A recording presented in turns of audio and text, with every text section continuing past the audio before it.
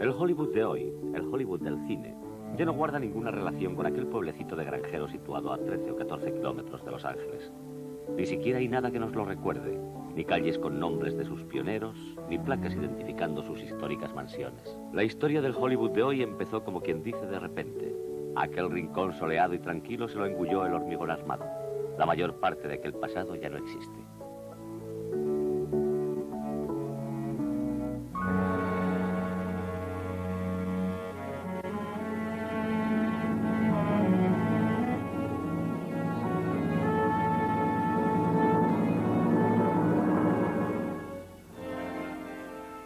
En 1902, aquellas granjas de Hollywood se convertían oficialmente en pueblo. El primer cuidado de sus autoridades fue el de regular el paso de los rebaños de ovejas y de cabras por sus polvorientas calles. También se preocuparon de prohibir la instalación de fábricas e industrias en aquel paraíso rural. Pero hubo una industria en la que no se les ocurrió pensar. La del cine.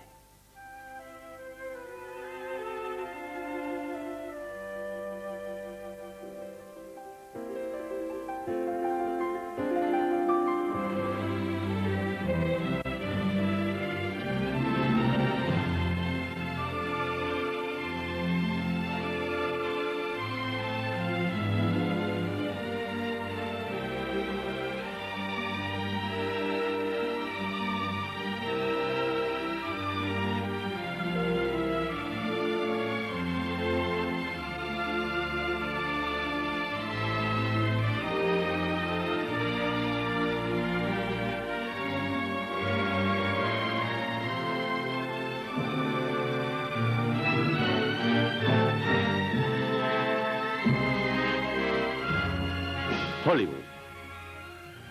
Sus comienzos.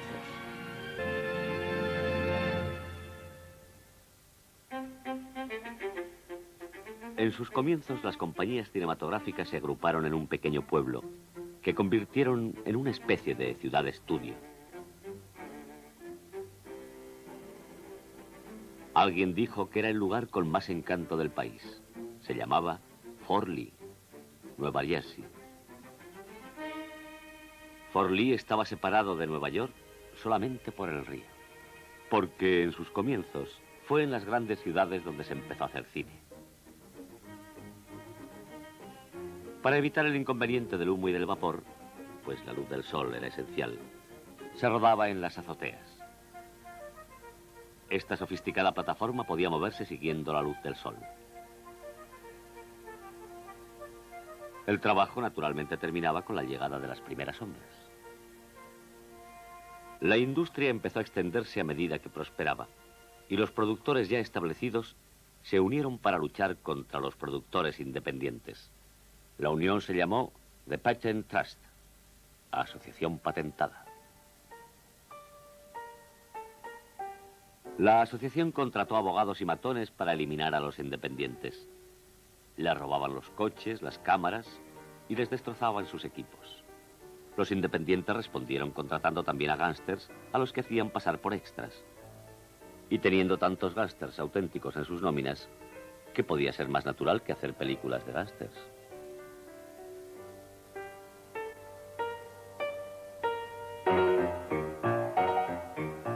De repente aparecían los matones y se llevaban las cámaras o se liaban a tiros con ellas.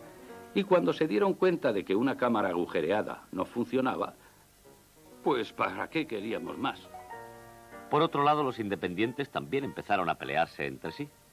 El negocio del cine degeneró en una industria de puñetazos y carreras.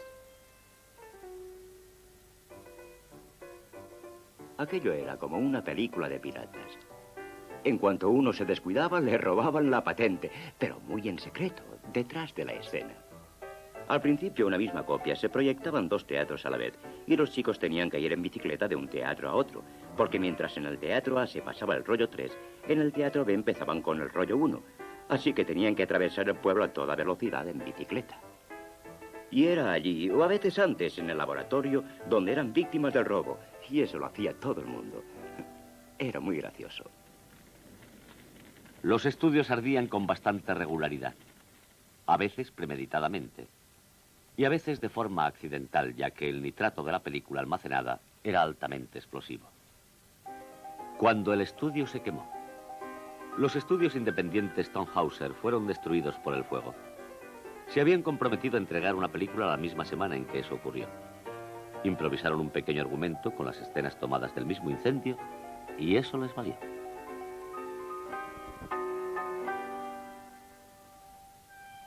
Así, las perspectivas para los independientes eran nulas. Tenían que abandonar. California ofrecía un dichoso contraste. Era un lugar seguro y había sol 350 días al año.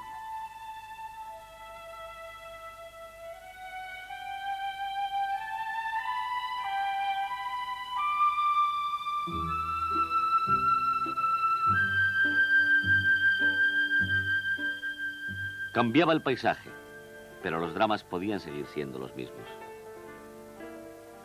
La independiente Flying A Company se fue a rodar sus películas a la frontera mexicana, pero un agente privado de la Patent Trust le siguió hasta allí.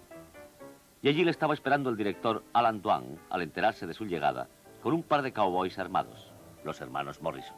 Un día un tipo se bajó del tren. Un tipo extraño que preguntó por el jefe. Le respondí que era yo. Y entonces me dice, pues muy bien, quiero hablar con usted. Como ya sospechaba de él, le propuse que fuésemos a dar un paseo y así charlaríamos de paso. Nos fuimos andando un par de kilómetros, hasta llegar a un arroyo. Un arroyuelo que pasaba debajo de un puente, al que los muchachos habían tirado muchas latas. Y entonces me dice, queremos que se vayan de aquí, que dejen ustedes de hacer películas y que se olviden. Es solo una advertencia. Y para impresionarme sacó un pistolón y disparó contra una de aquellas latas del arroyo. Saqué yo mi revólver y disparé a continuación 3 veces y sin fallar, ya que él había fallado. Y naturalmente a 3 latas distintas. Y probablemente a unos 20 metros de donde yo apuntaba. El impresionado fue él al ver las latas saltando. Con el arma todavía en la mano le dije, si quiere puede intentar disuadirme ahora. Y él entonces guardó la suya, lo que me dio muchos ánimos. Pero dijo, no, ya nos veremos. Y dio media vuelta y se fue a la estación, donde los 3 hermanos Morrison le esperaban apuntándole con 3 Winchester. Entonces decidió que lo mejor que podía hacer era abandonar el pueblo. Después de este incidente, la compañía rodó una película sobre un robo, a la que añadieron esta moraleja: justicia implacable del oeste. La gente del cine se sintió atraída por California, y hacia allí encaminaron poco a poco sus pasos. Se iban asentando en las más remotas áreas. Sin embargo, era vital para ellos estar cerca de las ciudades. Los Ángeles ofrecía un gran magnetismo a causa de lo barata que era la mano de obra. Cerca de allí había un valle que era famoso por su fruta. 2 ricos hacendados de Kansas, el señor y la señora Wilcox, habían adquirido un hermoso huerto en el valle. La señora Wilcox lo llamó Hollywood, en recuerdo de un estado del este que ella admiraba. El señor Wilcox, dada la gran extensión, subdividió la propiedad y decidió vender. Quiso asegurarse, no obstante, de que los hombres que comprasen sus tierras para formar aquella nueva comunidad fueran ciudadanos rectos y respetables y tan abstemios como él. No, Hollywood no era el sitio que pudiera dar la bienvenida al cine. Hollywood era prácticamente desconocido en el mundo. La palabra Hollywood era desconocida a una distancia, digamos, de 15 kilómetros fuera del pueblo. A 13 kilómetros se encontraba la ciudad de Los Ángeles, donde un estudio había abierto sus puertas en 1907 y donde desde 1909 David Ward Griffith llegaba puntualmente cada invierno para rodar en ese estudio que estaba situado al lado de una cochera de tranvías. Y Griffith salió a Hollywood para rodar exteriores. Estas son las únicas tomas que se conservan de Fidelidad, una de las primeras películas que se filmaron allí. El actor de la derecha sería con el tiempo un gran productor de comedias, Mack Sennett. Son escenas rodadas al norte del Hollywood Boulevard. Estamos en 1910 y en Hollywood no había todavía ningún estudio. Hollywood era un sitio ideal para darse una vuelta en su inmenso tranvía encarnado. O para pasear si uno tenía automóvil, pero también para trabajar.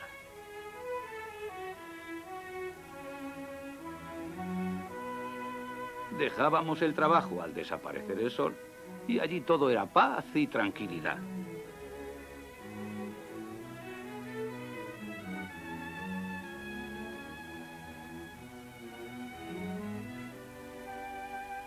Mi madre trabajaba en un hotel de Los Ángeles.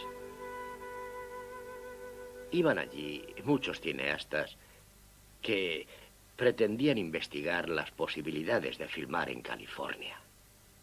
Alguien le preguntó un día si conocía algún buen lugar y rápidamente ella les habló de Edendale, porque nosotros éramos de allí, nos gustaba y el clima era bueno. Y allí se fueron, exploraron el pequeño valle y aquello se convirtió enseguida en uno de los primeros estudios de cine. Muy cerca estaba el pueblo de Hollywood, que recientemente había prohibido la venta de alcohol. El resultado fue que al Blondorel House se le acabó el negocio y los dueños se sintieron felices al alquilar el local a esa gente del cine que venía de Nueva Jersey. Era el año de 1911. La industria del cine llegaba por fin a Hollywood. Toda la compañía se reunió para hacerse esta foto. 2 años después, Cecil B. DeMille llegó desde Nueva York con la compañía Lasky Fitted Play y dirigió The Squaw Man en una vieja vaquería de la calle Vine. Fue el primer largometraje que se rodó en Hollywood.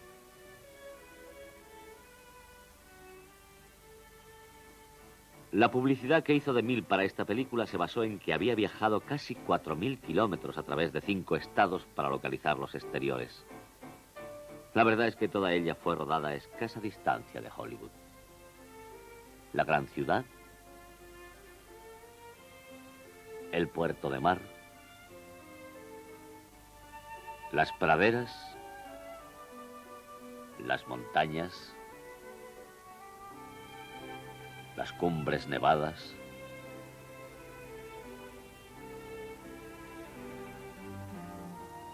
y el desierto. California lo tiene todo. Cecil B. DeMille estaba tan entusiasmado que mandó llamar a su hermano William, quien marchó al oeste con toda su familia, incluyendo a su hija Agnes. Para ellos Hollywood era el paraíso. Los caminos llegaban hasta el mismo pie de unas colinas que se levantaban cubiertas de artemisa. Todo era selvático y montaraz. Había serpientes, coyotes y pequeños venados. Y esa artemisa con la lluvia, esos eucaliptus con la lluvia. Verán, la primavera era incomparable allí. Solo 2 semanas después de que empezaran las lluvias, toda la tierra, hasta entonces marrón, se convertía en verde, verde intenso. El pasto tenía una virilidad que resultaba excitante. Y entre la hierba crecía el altramuz, las amapolas, las margaritas. Todo era exquisito. Aquellos acebos, aquellas flores silvestres, y el arroyo, y la pradera que había entre la escuela y las casas. Flores por todas partes. Y arriba, en la colina, explotaban los tulipanes. Con solo alargar la mano, podíamos llenar de flores nuestra casa.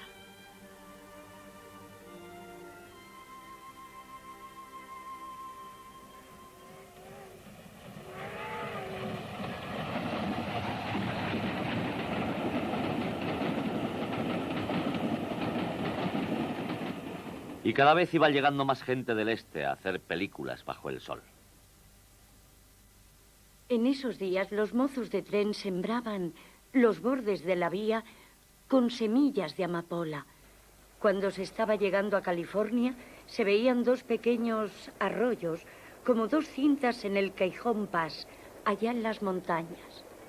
Como si desde el cielo 2 bellos brazos se abriesen para gritar: «Vengan, vengan a California». Imagínense con lo romántica que soy yo lo que me pareció aquello. Qué emoción sentí al llegar a California, la tierra donde se hacía cine de verdad. Héroes silenciosos.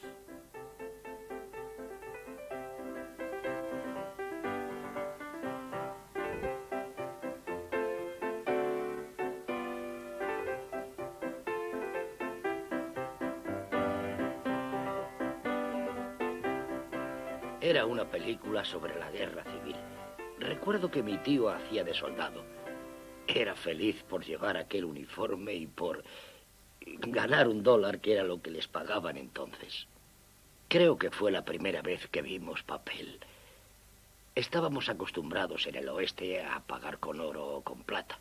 Cuando llegó a su casa con el dólar en papel, moneda, $1 que le habían dado los del cine, no estaban muy seguros de que aquello valiera algo. La gente del este tenía curiosas costumbres. Por ejemplo, lo primero que hicieron fue construir en terrenos abiertos grandes plataformas de una superficie prácticamente igual a la de las azoteas de Nueva York, cuando había que buscar la luz del sol. Usábamos edificios viejos, pajares, cualquier lugar donde cupieran nuestros equipos. No había luz eléctrica. Todo se hacía al aire libre. Que empezaba a llover. Rápidamente guardábamos los muebles y una vez que la lluvia había pasado, los sacábamos de nuevo y seguíamos filmando tan tranquilos.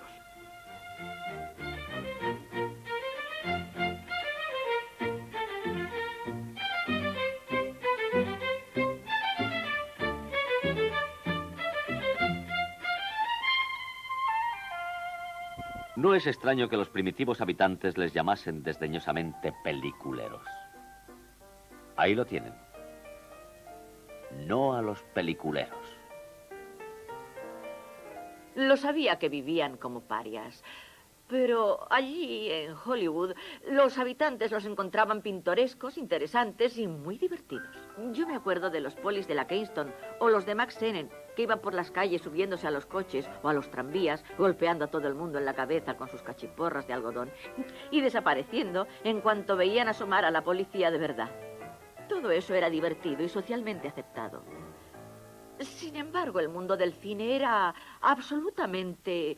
Bueno, yo también sé lo que es la discriminación, porque yo era peliculera. El problema era tan real que se hizo una película con este tema. El extra y el león alimentado con leche. El encargado de atrecho le pide prestado a su casera una rueca de hilar. Dios mío, no, dice ella. El de atrecho, sin embargo, no acepta un no por respuesta.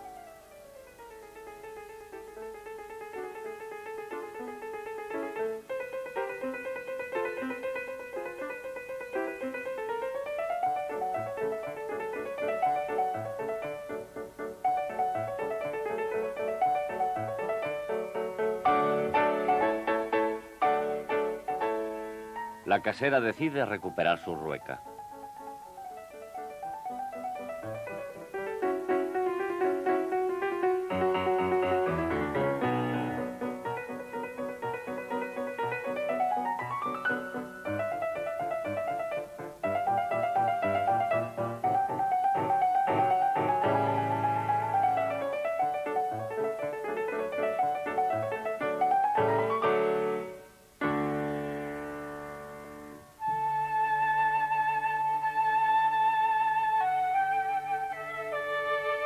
En cuanto se terminaba una película, cosa que ocurría todas las semanas, no se perdía el tiempo.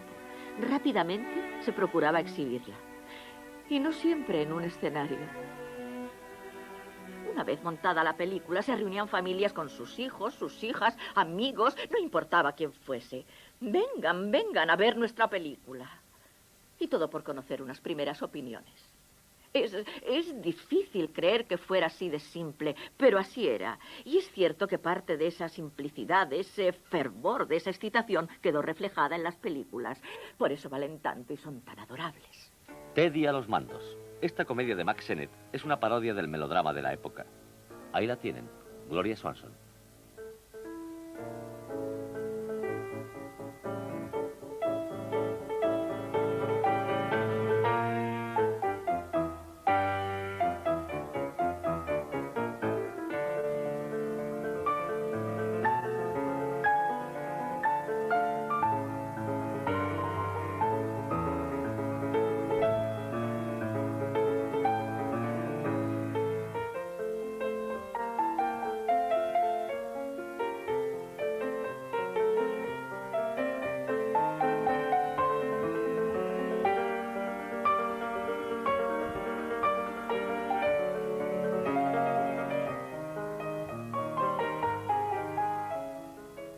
Mobley, terrible peligro. Estoy encadenada a la vía. Sigue a Teddy. Gloria.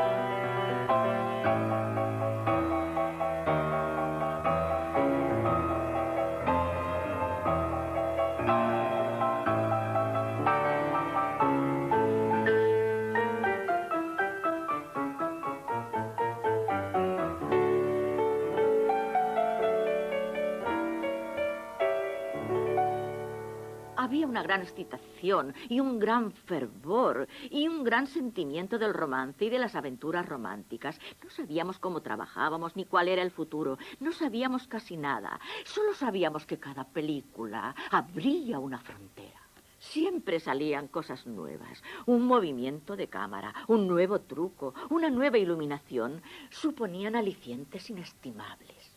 Mi padre decía: ninguno de nosotros somos artistas, ninguno.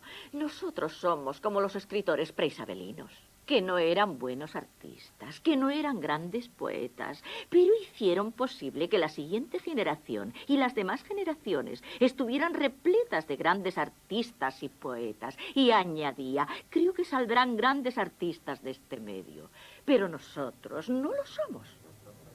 Los vecinos de Hollywood veían sorprendidos cómo la industria iba cambiando el paisaje. Entre aquellas casitas, Griffith trabajaba en una vasta y misteriosa epopeya.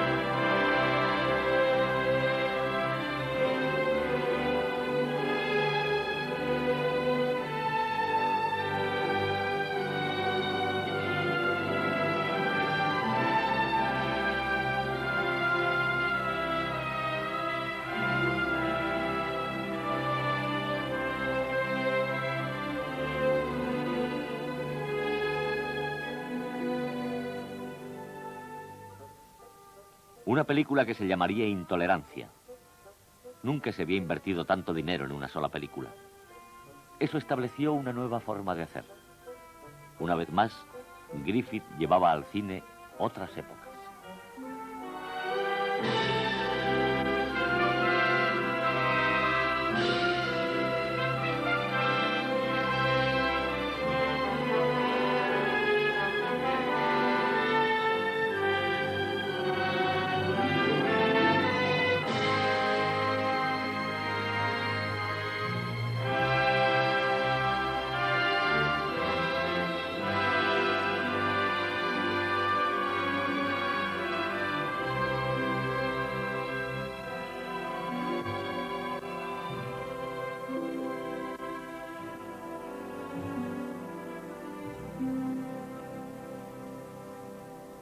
La grandeza y espectacularidad eran ahora el símbolo de Hollywood.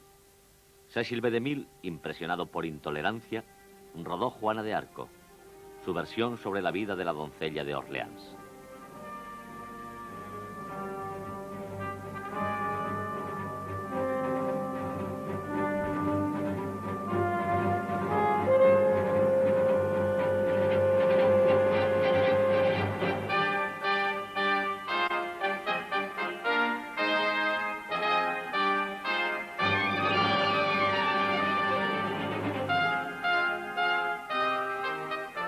A pesar de la magnitud, la película fue un asunto más de la familia.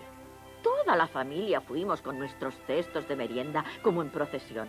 Era un desfile de automóviles y nos fuimos a quedar atascados justo en el sitio donde los hombres se cambiaban de ropa. Hay que tener en cuenta que eso fue hace mucho tiempo, cuando a las señoras y a las señoritas nos educaban, en el sentido de que el cuerpo humano dejaba de existir a partir de la pantorrilla hasta los hombros. De eso no se hablaba. Estaba absolutamente prohibido hablar de ello. Y jamás se nos ocurría mencionarlo de verdad. Éramos muy honestas. Y claro, nos habíamos quedado parados allí frente a un montón de hombres semidesnudos que se estaban quitando los pantalones para cambiarse de ropa y ponerse a actuar. Bueno, hijas, no miréis, nos dijo mi madre. Teníamos toda la sensación de ir en un barco que se hundía. Mantened la barbilla bien alta y pensad en Dios. Filmada poco antes de que América entrara en guerra, Juana de Arco sirvió de propaganda para los aliados. Esta batalla que están ustedes viendo tuvo gran resonancia en el violento conflicto que tenía lugar en el frente occidental de Francia.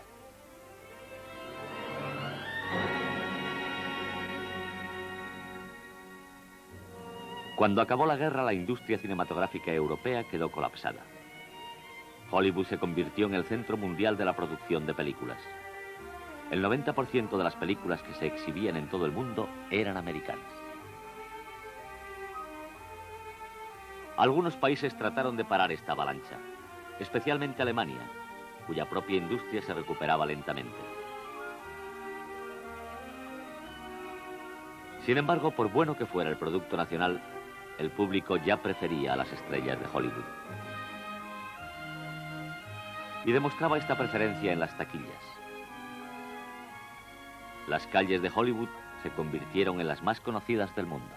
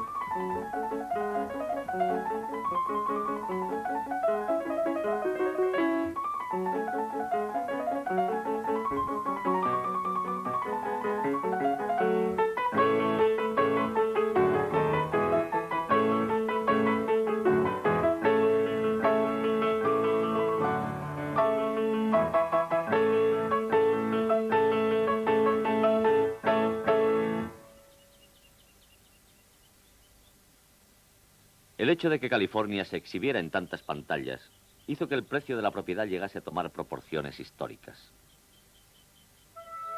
Hollywood, de ser una comunidad rural, se convirtió en una extensa ciudad de gran atractivo. Las mansiones de las estrellas atraían a los turistas que desde aquí enviaban tarjetas postales como estas a todas las partes del mundo. Esta era la casa de Buster Keaton, Paula Negri, William S. Hurt, Douglas MacLean. Esta fue la mansión más popular de aquel entonces. Los periodistas la hicieron famosa con el nombre de Pickfair. Era el hogar de Douglas Fairbanks y Mary Pickford.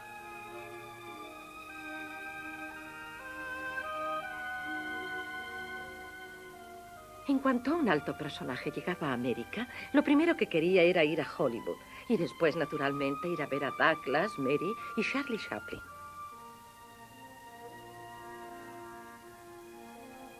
Pickfair se convirtió en el centro. El rey y la reina de Siam se hospedaron allí. Mary tenía un libro de autógrafos para que firmaran los que iban a su casa. Lord y Lady Mountbatten pasaron parte de su luna de miel en Pickfair. Durante el tiempo que reinaron en Pickfair fueron tratados como reyes, y la verdad es que se comportaban como auténticos reyes. Y ambos cumplieron un alto cometido humano porque supieron colocar a la sociedad del Hollywood de aquellos días en un puesto muy alto. Fueron una fuerza unificadora para el bien. En los jardines de Pickfair se celebró una boda al estilo Hollywood. La de Jack Pickford, el hermano de la estrella Mary. Durante la boda un avión arrojó flores sobre la casa. Fuera de la mansión, 2000 personas que no habían sido invitadas observaban y esperaban. Pickfair era la casa de mejor gusto, no la más grande, ni la más ostentosa. Era la casa de mejor gusto de todo Hollywood. Tenía cierto parecido a las casas de la campiña inglesa. Se vivía allí como en la corte, era como Buckingham Palace de Londres.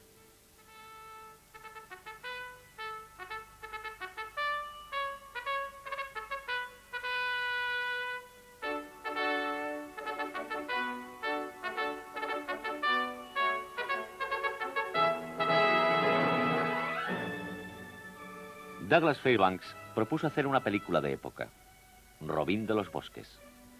Los decorados eran tan gigantescos que casi lograron que la película fuera incoherente, porque eran más grandes que los construidos para intolerancia. Aquellos decorados fueron algo sensacional para una película. Nunca se había visto nada igual. Eran magníficos. Nosotros estábamos muy orgullosos de ellos y llevamos a Douglas al estudio. Cuando nos acercábamos y vio aquel gigantesco tinglado en el aire, se paró y nos dijo: ¿qué demonios es esto? Tus decorados para Robin de los Bosques, le dije yo. Se acercó hasta la verja del estudio. Echó una lenta mirada a los decorados en silencio. Se volvió a su coche y me dijo: llévame a casa. Y añadió: olvidaos de esto, es que no quiero ni acercarme, porque ¿qué podría hacer yo ahí? Soy un actor con personalidad. La gente me quiere por mi sonrisa, por mi personalidad. ¿Para qué quiero todo esto? Me anularía. Pero Dwan le persuadió para que cambiara de opinión. Confiando en el cariño que Fairbanks sentía por las escenas espectaculares, le hizo imaginar el desarrollo de una de las fantásticas secuencias. 10 o 20 hombres te atacan y tú los mantienes a raya con tu espada. Desde el balcón salvas el pretil y vas a dar a una galería que está situada a 20 metros de altura. Y allí quedas entre dos grupos de soldados, todos con espadas. Quedé callado y me dijo: sí. ¿Y luego qué hago? ¿Me matan y se acaba la película? Yo dije: no, tú escapas. ¿Cómo? ¿Saltando 20 metros? Puedes hacerlo. Verás, yo he preparado esta cortina de arpillera en un lateral. Los soldados te acorralan y cuando te atacan tú saltas a la cortina y te dejas deslizar. Y para demostrárselo salté yo, con la mala fortuna de que abajo había una pala de las que los niños llevan a la playa. Al pisarla me resbalé graciosamente y caí al suelo. Estando en esa posición cogí una espada e hice una parodia del propio Douglas. Cuando vio aquello Douglas ya no pudo esperar y subió a intentarlo él. Saltó 2 o 3 veces y luego fue al teléfono y llamó a sus amigos. Quería que todo el mundo viera sus nuevas piruetas. Y estuvo saltando desde aquella balconada hasta que casi gastó la arpillera. No solo los platós se hicieron más grandes, los estudios también fueron creciendo. Y el paisaje de Hollywood cambió una vez más. Los estudios ayudaron a que nuevas comunidades, nuevos pueblos se fueran formando. Los estudios Goldwyn se llamaron Culver City.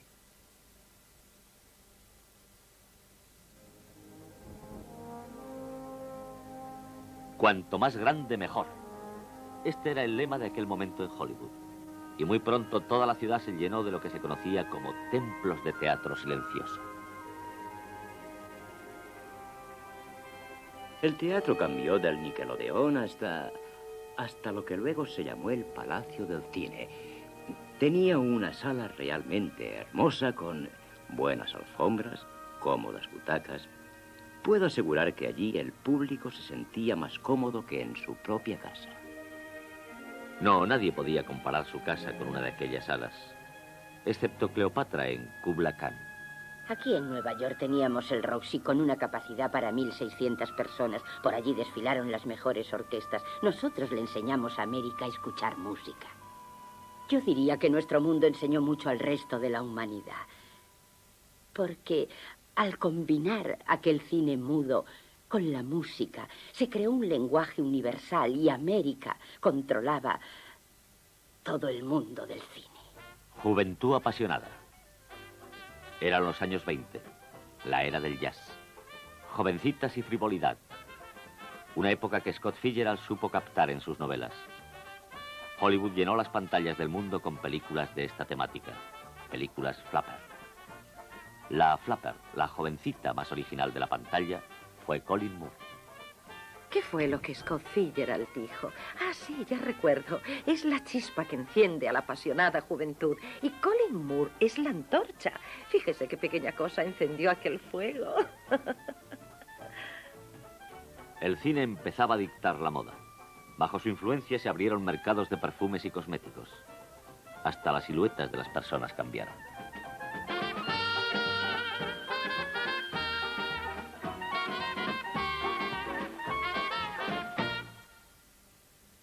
Colleen, claro, hizo que cambiara la idea que nosotros teníamos de lo que era una mujer capaz de ser famosa por su belleza.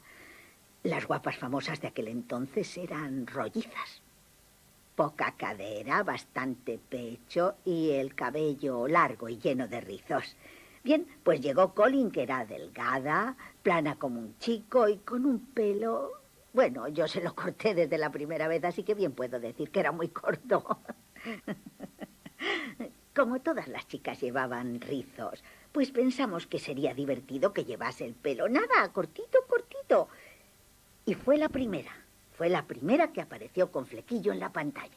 Después de Juventud Apasionada, que fue la primera de este tipo de películas, mi peinado se hizo famoso en el mundo. Lo que nunca dije es que lo copié de una muñeca japonesa.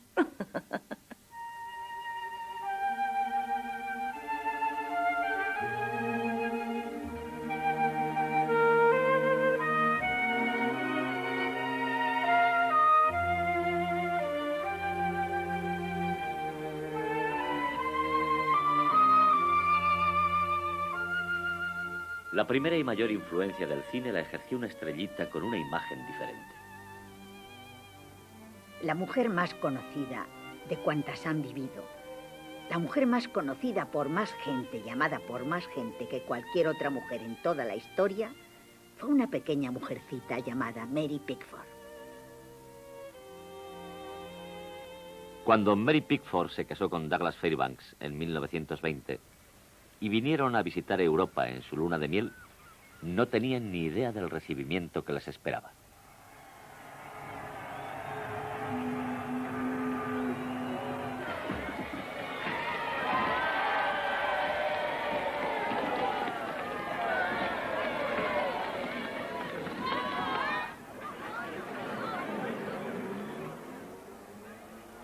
Creo que esto ocurrió porque jamás antes en la historia del mundo sucedió que muchas personas que se habían familiarizado con unas sombras románticamente presentadas e inmensamente populares por lo que significaban, se encontraran con esas sombras hechas realidad. Ahora las veían en carne y hueso. Mary Pickford fue la primera estrella que se hizo millonaria. Sin embargo, ese fue un papel que nunca interpretó.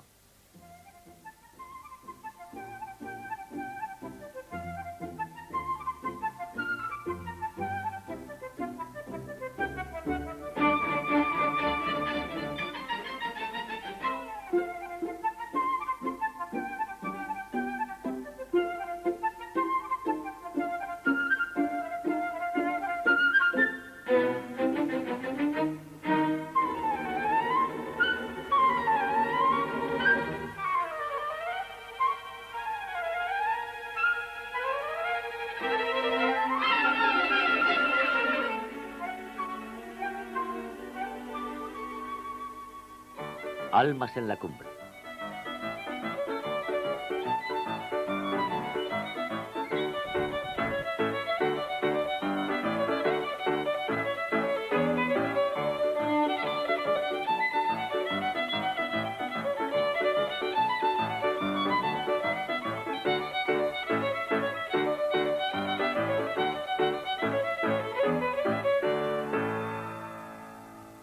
He perdido mi dentadura.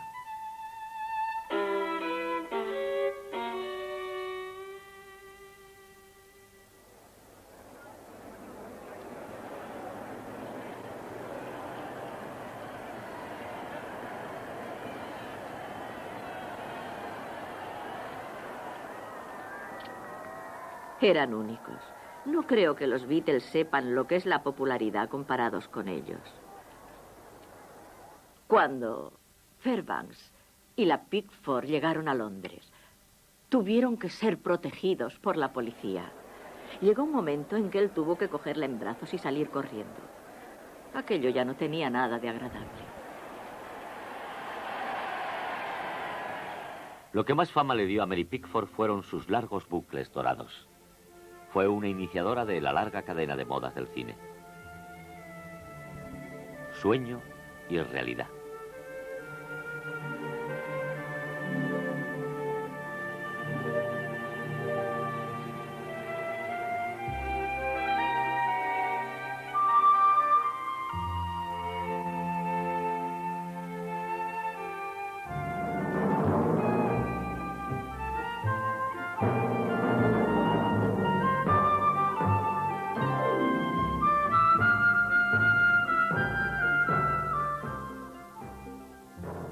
Incluso en la austera sociedad de la Rusia soviética, la influencia de Hollywood era irresistible. Y así, cuando Mary Pickford y Douglas Fairbanks visitaron Moscú en 1926, fueron aclamados.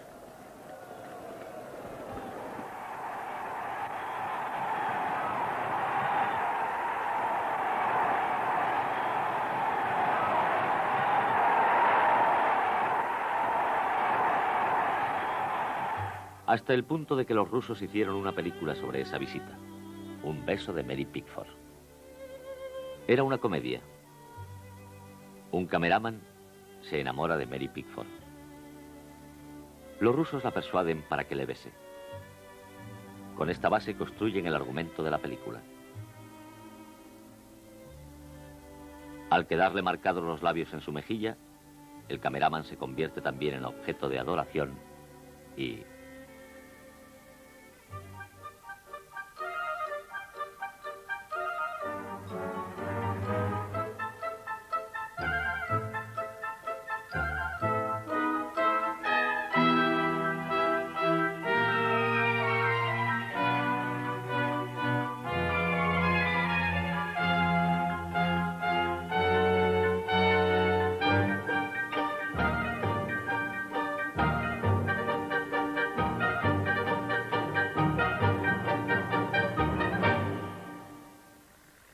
Las aclamaciones cruzaron las barreras políticas.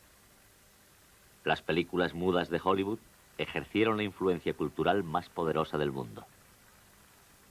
Bueno, podían exhibirse en cualquier parte del mundo. No importaba cuál fuera el idioma. Todo era pantomima. Era como si todas las personas del mundo pudieran hablar un mismo lenguaje que provenía de Hollywood. En medio de Hollywood aparecieron los minaretes de una ciudad fantástica. Más fantástica aún que el propio Hollywood. Se construyeron para El ladrón de Bagdad, de Douglas Fairbanks. Parecían haber nacido bajo el conjuro de algún misterioso mago de la tierra.